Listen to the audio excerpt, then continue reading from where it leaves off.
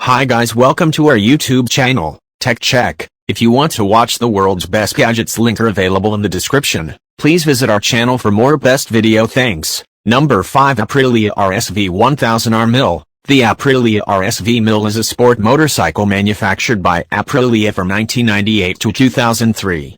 It was offered in 3 versions, RSV Mille, RSV Mille R, and RSV Mille SP. The first RSV Mille, ME, was made from 1998 to 2000, the updated RSV Mille, RP, from 2001 to 2002, and the last update was made in 2003.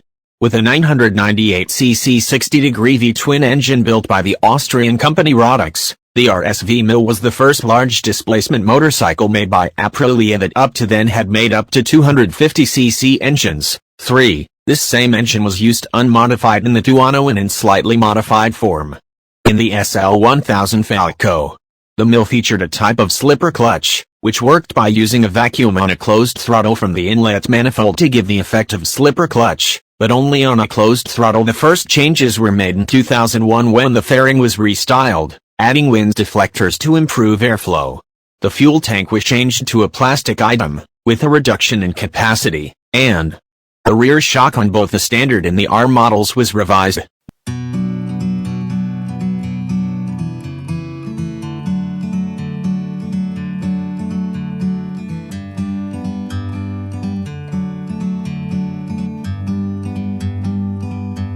Like a bird on a tree,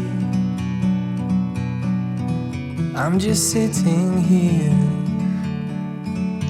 Number 4, Suzuki Hayabusa. Out in its 3rd generation, the Suzuki Hayabusa is the stuff of legend.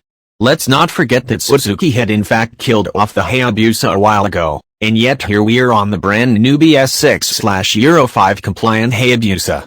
When news first broke of the return of the Busa, the interwebs exploded with lore about the motorcycle that had raged against the dying of the light. Suzuki hadn't been very helpful either, adding fuel to the fire when they let slip that they were considering forced induction for the new generation of their flagship hyperbike. Immediately a frenzy broke out across forums on the internet, as fanboys waited froth-faced for the return of the forced induction 1.3-liter hyperbike.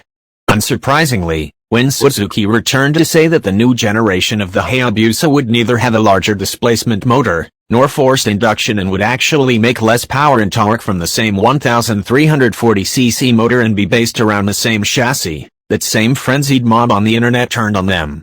And violently so. Regardless of this turn of events, I'm here to tell you, if the Hayabusa is a motorcycle that you feel channels your style of riding best, then this new one is the perfect way to have it.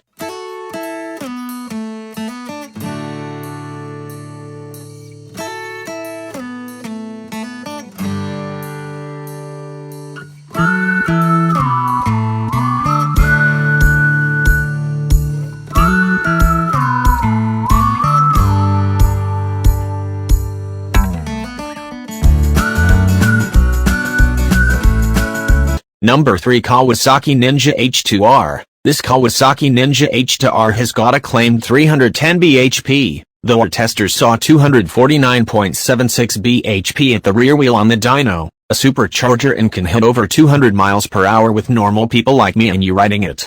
Some will say the Kawasaki H2R's power is too much, it's too fast, too expensive, too vicious, and yes, it's all those things, but who cares? I wouldn't if I had 41k to spend on an H2R. Related, Kawasaki Ninja H2R model history. Thank you Kawasaki for being so brave. You promised it would be nothing short of epic, and you delivered. What more is there to say? It's the ultimate top trump card, the fastest, most powerful production bike ever. And it works beautifully.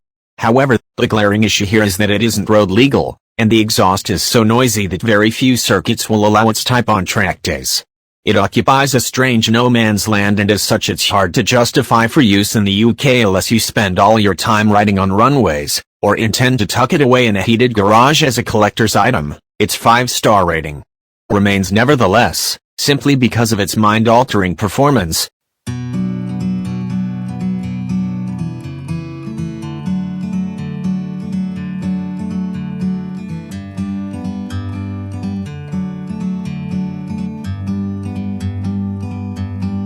bird on a tree.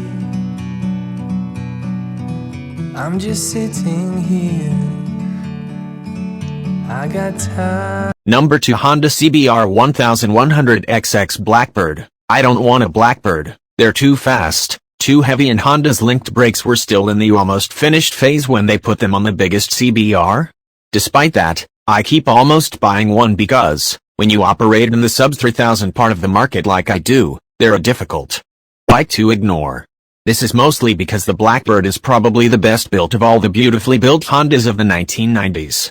Even a really nasty one, and there are plenty of sub-2K nasty Blackbirds for sale out there, is far better than almost anything else for that money. If you really must have a 180 miles per hour, 223 kilograms, comfortable, sports tourer for less than the price of a new 125, then the early carb-fed ones are the best. When Honda fuel injected the CBR in 1999, their PGM system was okay, but not quite as smooth as it would become in a few years' time.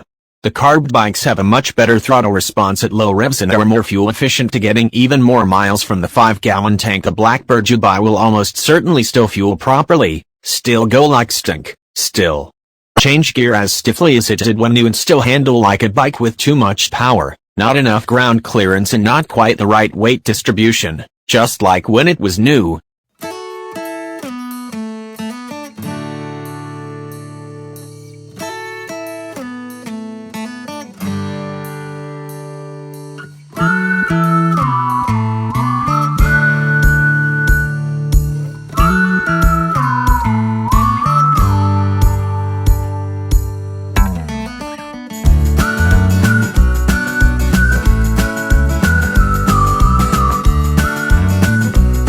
Number 1, BMW S1000RR. BMW S1000RR is a race-oriented sport bike initially made by BMW Motorrad to compete in the 2009 Superbike World Championship, one that is now in commercial production. It was introduced in Munich in April 2008, and is powered by a 999cc, 61.0 kN, 4-cylinder engine redlined at 14,200 revolutions per minute. 3. BMW made 1,000 S1000RRs in 2009 to satisfy World Superbike homologation requirements, but expanded production for commercial sale of the bike in 2010. It has a standard anti-lock braking system, with an optional electronic traction control. As of 2016, it has a wet weight of 204 kilograms, 450 lb, and produces 148.4 kilowatts, 199.0 HP.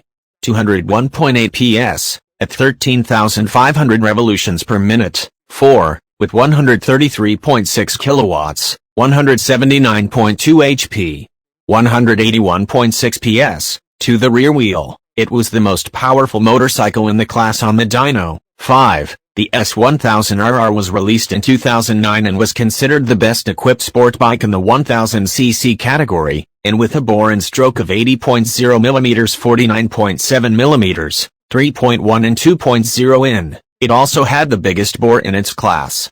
The bike came factory fitted with ABS and dynamic traction control, a first for road-going superbike at the time. On top of this, it came standard with 3 riding modes, wet, sport and race, with an additional riding mode, slick, available only after connecting a dongle, that you received with the bike, to a special jack under the seat. It was also the first production motorcycle to offer an optional quick shifter. This is a clutchless shifter that allowed you to upshift with no clutch actuation even at full throttle. After the initial delivery of motorcycles, the factory started shipping them with a software governor that limited RPM to 9,000 for a short break-in period that was later removed by the dealers. 6. The 2011 bike remained unchanged, keeping the same livery options, engine, chassis and suspension. So without ending this video, we are going to tell you that our next video is on World's Best Monster Truck. Please like, comment, and subscribe to our YouTube channel, Tech Check.